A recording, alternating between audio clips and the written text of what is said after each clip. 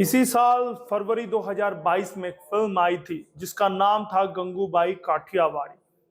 Film सुर्खियों में बहुत रही और अपनी कहानी के प्लॉट को लेकर सराही भी गई, क्योंकि इस फिल्म ने वेश्यावृत्ति के धंधे के नाजुक पहलुओं को छुआ था। गंगूबाई महिला के बहाने वेश्यावृत्ति की जिंदगी के अंधेरे को भी उजागर किया गया। महिला सशक्तिकरण को लेकर ना जाने कितनी ही बातें की गई, ना जाने कितनी ही ऐसी तस्वीरें और महिलाओं के उदाहरण दिए गए जिसमें कि महिलाओं को शक्तिशाली और चालाक दिखाया गया। लेकिन इस तस्वीर का एक दूसरा पहलू भी है। सामने का पहलू जितना रंगीन और सुंदर नजर आता है, उसके पीछे का पहलू उतना ही बुरा है। एक ओर तो महिलाएं हैं जो सफलता की सीढ़ियां चढ़ते हुए बुलंदी की ओर जा रही है, तो वहीं दूसरी ओर की महिलाएं उसी सीढ़ियों से उतरते हुए नरक की जिंदगी जीने को मजबूर है।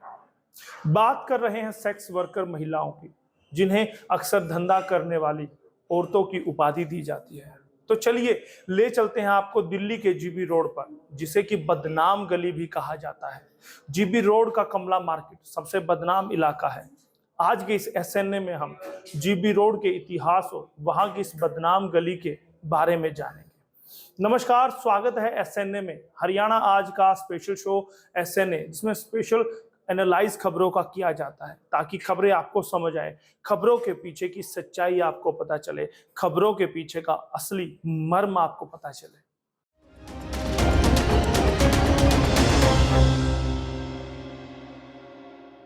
आज हम दिल्ली के जिस स्थान की बात कर रहे हैं वो है दिल्ली के जीबी रोड की कमला मार्केट। यह दिल्ली का सबसे बदनाम इलाका है।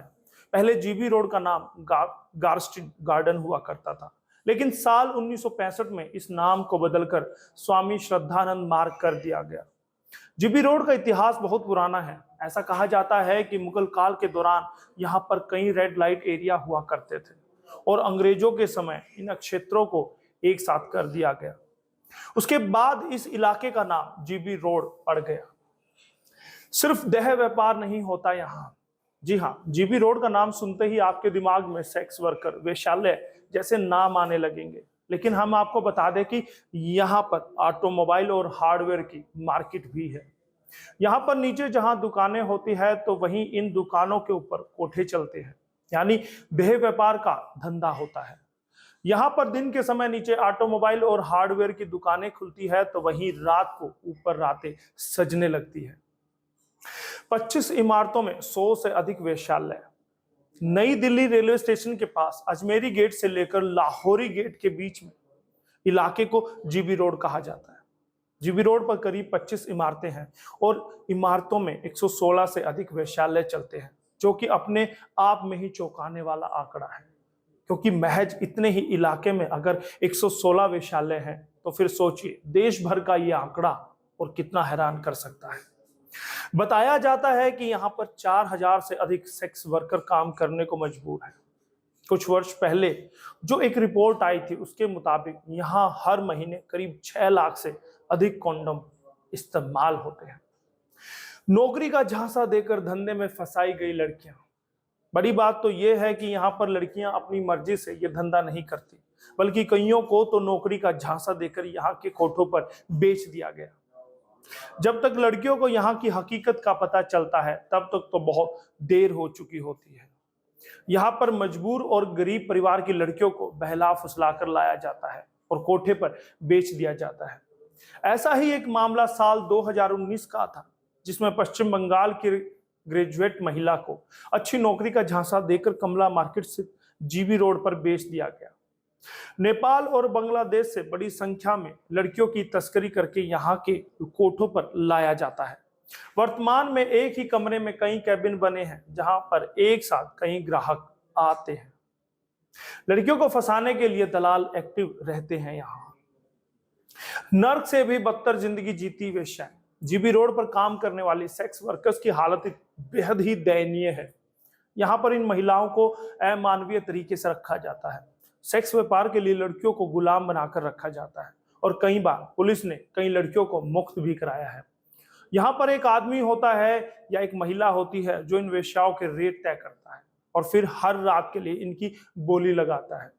काम पूरा ना होने पर इन वेश्याओं को, इन महिलाओं को जानवरों की तरह पीटा जाता है। इनकी चीख भरी आवाज को सुनने वाला कोई नहीं होता, और अगर कोई होता भी है तो वो चुप रह जाता है। महज धंधे को चलाने के खातिर यहाँ विभिन्न प्रकार के रोगों से ग्रस्त महिलाओं की संख्या 30% है, जिनमें त्वचा, शुगर, शारीरिक कमजोरी की रोगी सबसे अधिक है। 5% सेक्स वर्कर HIV पॉजिटिव हैं। दिल्ली के इस रेड लाइट एरिया में कई महिलाएं ऐसी भी हैं जो यहाँ पहचान छिपाकर सेक्स वर्कर का काम करती हैं। अपने गांव जाने के बाद वो बिल्कुल घरेलू महिलाओं की तरह हो जाती हैं।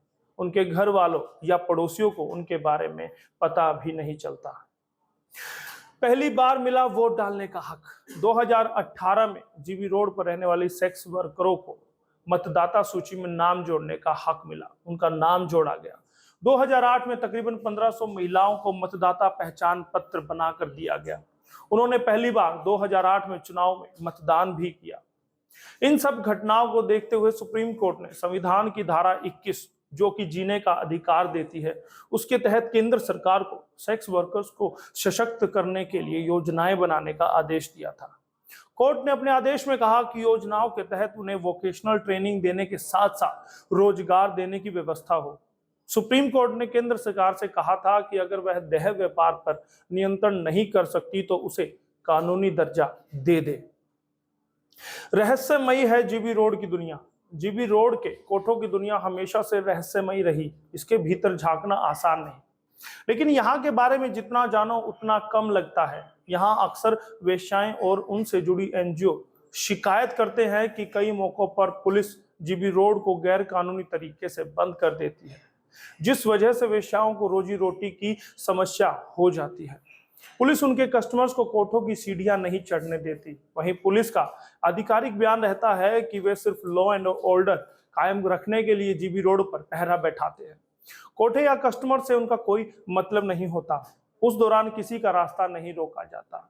ये अलग बात है कि आधी रात को खेले जाना वाला ये खेल आम शहरियों के लिए अनदेखा और अनसुना है। जब पूरा शहर नींद की आगोश में होता है, उस समय जीबी रोड की बदनाम गली में एक तरफ पुलिस बिल्डिंग जमा रही होती है तो जीबी रोड की ऐसी घेराबंदी करती है कि कोठों की सीढ़ियों पर कोई बाहरी शख्स कदम तक न रख सके, और दूसरी तरफ उन लोगों का मजमा कहे या हुजूम उमड़ आता है जो किसी भी हालात में कोठों पर पहुंचने के बेताब नजर आते हैं। ये लोग पुलिस को चकमा देकर कोठों तक पहुंचने की जुगत में होते हैं। वहीं पुलिस की टीम उन्हें खदेड़ने में लगी होती है। इनकी संख्या बहुत ज्यादा होती है। इनमें से ज्यादातर लोग ग्रुप्स में आते हैं, शराब के नशे में रहते हैं और हुड़दंग की कोशिश करते हैं। इसीलिए पुलिस उन्हें रोकने के लिए घेराबंदी करती है। इस दौरान आम लोगों को नहीं रोका जाता, ऐसा पुलिस का कहना है। विश्व के सबसे बड़े लोकतंत्र में आज भी वेश्यावृत्ति जैसे विषय पर बात करने से लोग डरते हैं। न जाने कितनी ही युवतियों को जबरन इस नर्क में ढकेल दिया जाता है। अगर आंकड़ों की बात की जाए तो देश में रोजाना लगभग 2000 लाख रुपए का देह व्यापार का धंधा होता है। राष्ट्रीय मानवाधिकार आयोग के एक अध्ययन के मुताबिक भारत में 68% लड़कियों को रोजगार का झांसा देकर वेश्यालयों तक पहुंचाया जाता है। अध्ययन में यह भी पाया गया कि 17% लड़कियों को शादी का वादा करके इस धंधे में ढकेल दिया जाता है। विकास के मार्ग पर अग्रसर आज के भारत में भी वेश्यावृत्ति जैसा धंधा फल फूल रहा है, तो ये वाकई में शर्म की बात है। समय आ गया है कि हमें वेश्यावृत्ति जैसे विषयों पर खुलकर चर्चा करनी चाहिए और समाज को सही मायनों में प्रगतिशील बनाना चाहिए, ताकि फिर किसी बेटी को अपनी मां से अलग ना होना पड़े। आज का ये एसएन आपको कैसा लगा हमें जरूर बताइएगा, क्योंकि हम विभिन्न विषयों पर अपनी बेबाक राय रखते हैं। आपके वो मुद्दे उठाते हैं जो आपके आसपास, आपके अगल बगल में कहीं घटित हो रहे होते हैं, चाहे वो क्राइम से जुड़े हैं, चाहे वो समाज से जुड़े हैं, चाहे वो समाज में फैली किसी कुरीति को लेकर होते हैं। मुद्दा यही होता है, मकसद यही होता है कि आपको अवेयर किया जाए, आपको जागृत किया जाए, ताकि आप अपने विवेक से फैसला लें आपके लिए क्या सही है क्या गलत है। बहुत बहुत धन्यवाद करूंगा सभी दर्शकों का जो एसएनए से जुड़े रहते हैं, एसएनए को प्यार देते हैं और हमारे चैनल हरियाणा आज को लगातार सब्सक्राइब करते हैं। बहुत बहुत धन्यवाद एसएनए के लिए। मैं यशपाल कंचन। खबर की धड़कन समझते हैं हम, हालात की संजीदगी जानते हैं हम। एहसास है देश और दुनिया देख रही है हमें। जिम्मेदारी जितनी शासन की, उतनी आम हिंदुस्तानी की, क्योंकि हम हैं भारत आज सबसे आगे।